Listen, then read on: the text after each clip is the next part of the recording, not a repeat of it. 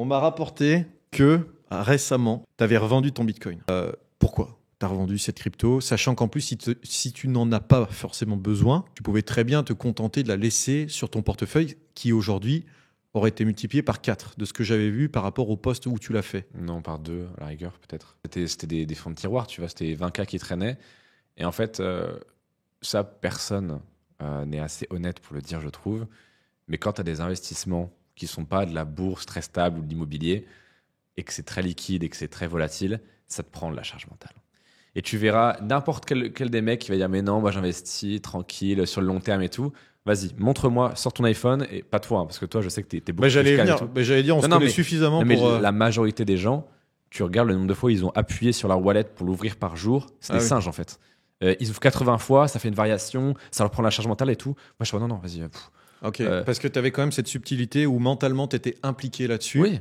Ok. Mais j'étais assez honnête pour le reconnaître, tu vois. Genre, alors que j'avais, tu vois, fond de tiroir, genre j'avais 24 dessus et je me connectais déjà plusieurs fois par jour. Et dès qu'il y avait une petite news crypto, j'étais en mode, ah ouais, c'est vrai, machin.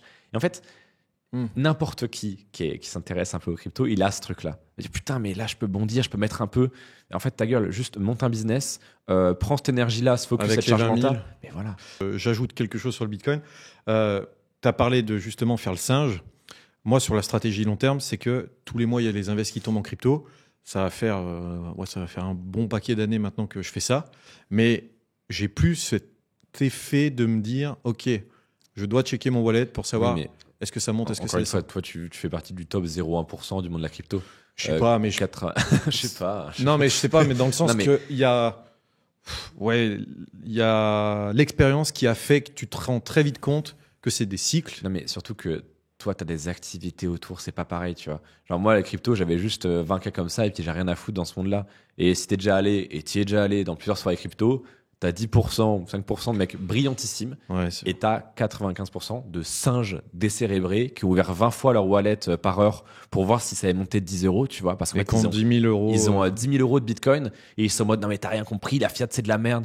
Mec, t'es au RSA, de quoi tu me parles, tu vois, c'est bon.